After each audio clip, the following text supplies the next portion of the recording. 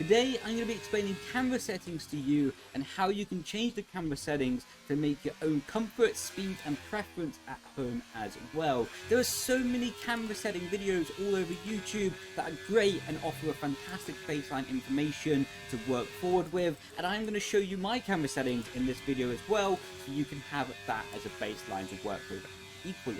But I'm also going to go into incremental detail about each setting on the camera settings to help you improve and help you understand what each setting can be doing to aid your performance as well. So that being said, I'm going to be jumping into the first one that will be your field of view in the F1 game. So you can see this is my camera settings. Be sure to take a screenshot, take a note if you want to use these at home.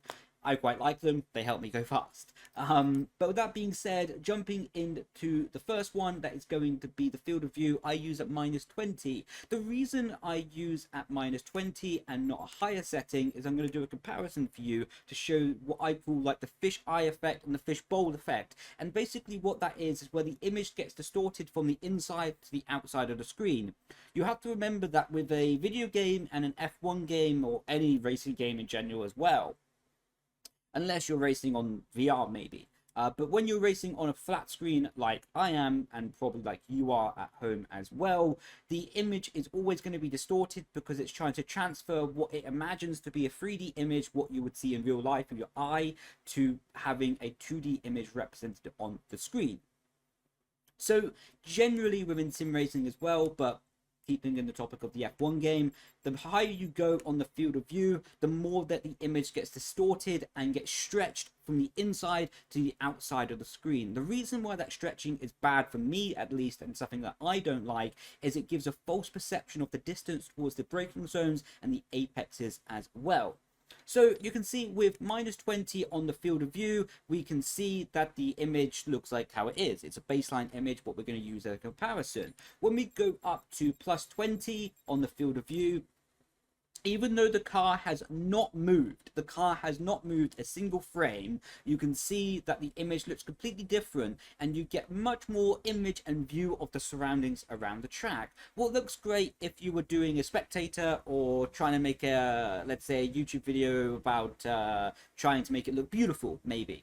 But I'm trying to make a video and trying to go as fast as possible within the F1 game. So this is something I'm not really too interested in, to be honest. But the point that I am going to make here is we're going to go up to the next apex, and I'm going to show you how the image can be distorted and how it can change the view of braking zones and overall apexes around the lap. So we're just going to go through this corner normally, and then we're going to start showing in the replay camera mode to keep the situations consistent and make the test fair.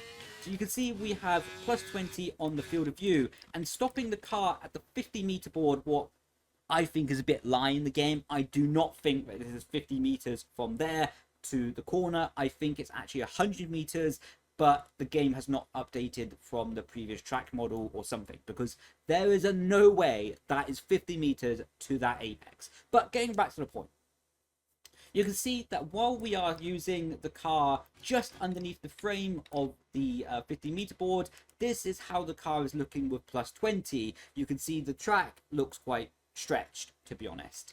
But now we're going to go down to -20 on the camera settings and show you exactly the same footage one more time, and then we'll play it in full speed so you can see a difference at home as well.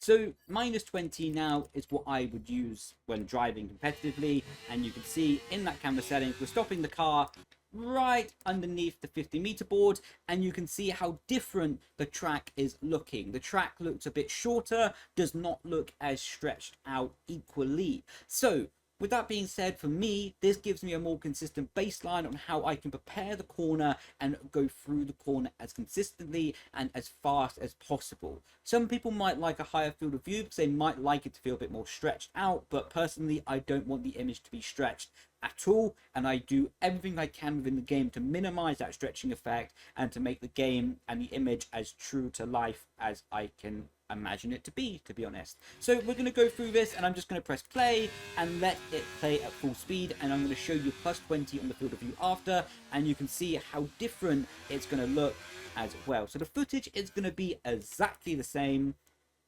And now we just need to actually put the plus 20 on the field of view. My apologies. And now you can see camera settings plus 20, and that is going to be basically giving the perception that the image will be more stretched out. The track will be moving faster because you have more environmental effects around for your eye to pick up on, and this is ultimately going to make the track look like it's traveling faster with the car and be less precise. You can see how much more stretched out an image is with plus 20.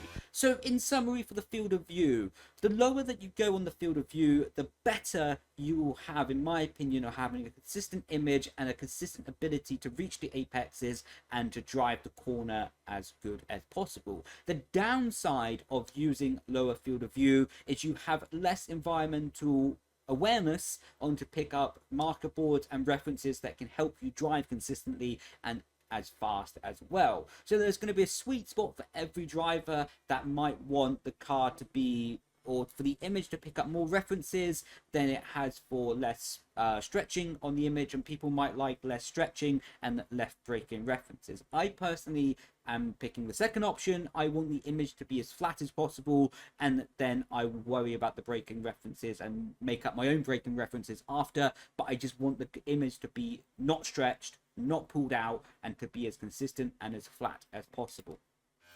So with that being said, we're going to be moving on into the next part, what is going to be the lateral. That's only affecting the offset T-cam. With the T-pod, you can see you can change the setting, but it's defaulted to the middle anyway, with 0. With offset T-cam, you can see you need 12 to actually bring the car and the image to the middle of the screen. Otherwise the camera will be sitting off to the side. And yeah, basically this setting just controls how far right or far left the image can be presenting the car. And quite simply, yeah, just having -12 brings you back into the center of the car, and that's personally where I prefer it to be. I don't think I need to go more into detail about that. The horizontal is quite actually where the camera will be positioned. So the field of view will open up or close down the screen, and like I already talked about before, so I don't need to go into too much more detail, but we'll be giving a flatter or more stretched image. Whereas you can think about the horizontal more about where the camera is placed in the T-cam or in the overall position of the car. So this has a bit less effect compared to the field of view, much less effect I should say actually. When I go to -20, this is far back as possible, and again this is not changing the field of view of the car, but it's just simply changing where the camera is positioned on top of the roll hoop of the car, and that's where you're viewing the car from. So when I go down to -20, you can see that the helmet comes in view, and this is as far back as the camera can go with this field of view setting. When I go all the way forward, you can see that the camera is effectively almost on top of the halo, and this will be giving a different perception of where the track and the car is. The upside of having it as far forward as possible is you can actually see the nose cone in the image of the screen. That can be quite nice when you're racing wheel to wheel with people, as it can give you a bit more detail on where your car is. For me, I don't actually like this because I don't want the car to be so far forward or the camera to be so far forward. For me, the sweet spot really is just simply having the helmet out of the view, because I think it's just unnecessary to have the camera in the view, to have the helmet in the view, I should say. And basically, yeah, having the helmet out of the view of the camera, and then any other setting is basically okay, and just to have as much detail on the steering wheel as possible about tire temperatures, battery percent. The delta on the wheel is also a nice important thing that can be helping in the races. So yeah, anything above or anything that doesn't have the helmet in the view of the camera I find helpful and I use. Just as I already said, having the helmet in the view of the camera is pointless, to be honest. I just don't see a point in it. And yeah, you can go as far forward from there as you like. The vertical is quite simple, how high or how low the camera will be. See, the benefit of having the camera super high is you can again see more of the effects of the track and more details of the track, I should say. So we're going to have it at +20, and now you're going to be able to see, you can see, and you sit basically higher in the car, and this can be quite nice for picking out little details of the track as well.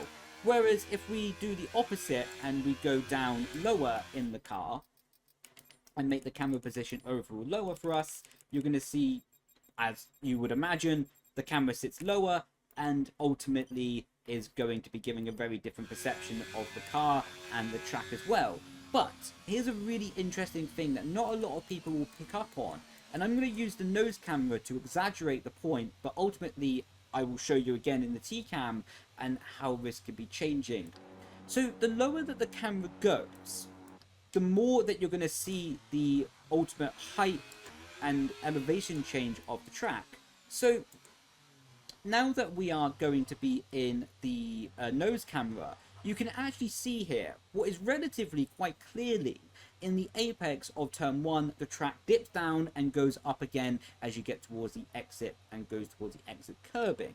Whereas the higher that we go in our position of the camera, the less and less that becomes visible on the screen. Again, distortion in a 2D screen trying to represent a 3D image, what you would see in real life. But again, to show that, when we're in the lowest camera position possible in the F1 game, the nose camera, you can see that the track has actually quite a lot of elevation change visible to you to be using in your own way to gain information about the car and the track. We're going to be using the next apex as well as a good example of this. You can see in this camera angle, the elevation change and the camber in corner, well, technically 3 here, in Australia is actually quite substantial, and you can see quite a lot of the detail on how big the curbings are on the inside and why it is actually slower to use them given the curbing is so big in this situation. But the higher that you go on the camera settings, the less and less you get to see this.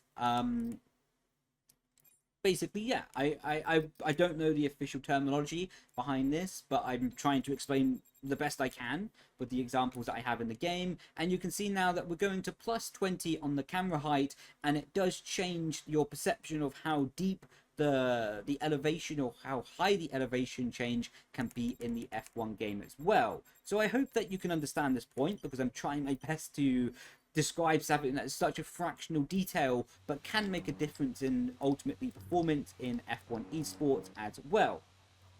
So you can see in the nose camera, you can see a bit more of the elevation change of the track as well, and this can be helping you pick out little bumps and what curbings to be using or not to be using in certain situations as well. So I'm going to be talking to you about the final part of the height of the camera that can be useful to be using as well, and that is also going to be in combination with the angle of the camera pointing up or down.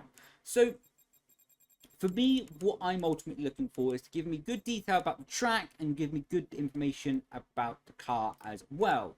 And that can be used within the angle of the camera pointing down or up. So you can see we're changing how the camera is angling up or down in the situation.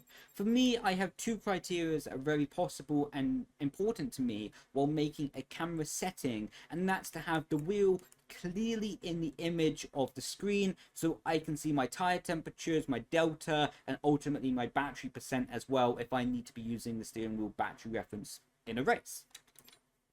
So what I would like to do is, okay, I find the camera height that I like and is giving me good information about the car and the track, and then I will ultimately set up the rest of the camera setting and the angle, I should say, to give me good information about that as well. So that is again down to your own discretion on how high you want the camera to be, and then you can change the angle of the camera to ultimately give you better information on the steering wheel, or to be ultimately changing where your eye's sitting on the screen as well. Right now this gives me very good image of the track but gives me no image of the steering wheel. With this, it gives me a good combination of both, and this is why you can be using the angle of the wheel of the camera as well to be setting up all these differences. Near clip plane is quite an interesting one, and this is basically how far the game will be rendering into the distance of the track. So we're going to go on to a bit of a straight here, and you can be able to see hopefully a bit more detail about this. Within the modern F1 games, it makes less and less difference, but back on like F1 2017 and these sort of older F1 games made a huge difference to how far the track be loading in advance up the road. So yeah, basically the game is so good now in its rendering that it's very marginal the difference that this is going to be making. But basically what would be happening here, and we're on basically longer straight, so it's going to be very difficult to see it, but very simply how far the near clip plane is going to be rendering the game, and the higher that you have this setting, the further the game will render into the distance of the track and the environmental effects around you. And this is a huge benefit if you're driving fast, to be honest. Quite simply because you want the references and the braking markers and your trees and everything that you can be using as an environmental effect to help you go faster to be rendering as soon as possible. Spa, Monza is a really good example for this. When you're traveling at top speed of the car and you're traveling over so many meters, kilometers so quickly, that having a higher rendering distance is going to be more useful to you at home as well. The mirror angle is very simple. If you look to the left or right of the screen, you can see the mirror angle going up or down, and this is basically where you want your mirrors to be set up. And basically having them at 0 is a very good setting to have, where you can see a bit of the rear wing, a bit of the rear tire, and ultimately is a good balance to be having there. Camera shake is the final setting we're going to be talking about in today's video, and this is one of the worst settings in the F1 game, I have to be honest. Not that the F1 game did badly with the setting, it's just horrible to drive with. And as you imagine, the camera shake is how much the camera can be moving around and be making a disturbance to the image. This kind of helps the sense of speed of the game, but ultimately having it turned to 0, in my opinion, will be the most stable and the most consistent image for you to be driving at home with quickly as well. So again, I'm putting that down to 0 because I don't want any camera shake.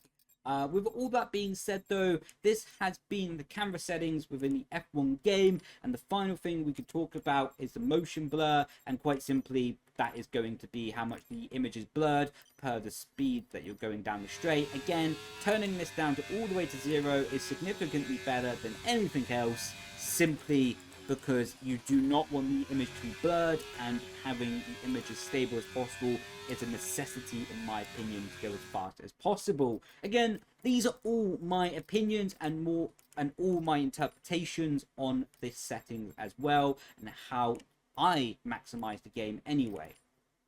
So with that being said, hopefully you have found this video useful, and hopefully this video is going to help you get faster, more consistent, and enjoy the game as much as possible as well. I've been Brendon Leigh, thank you so much for watching, and I'll catch you in the next video. Grazie, ciao ciao, bye bye.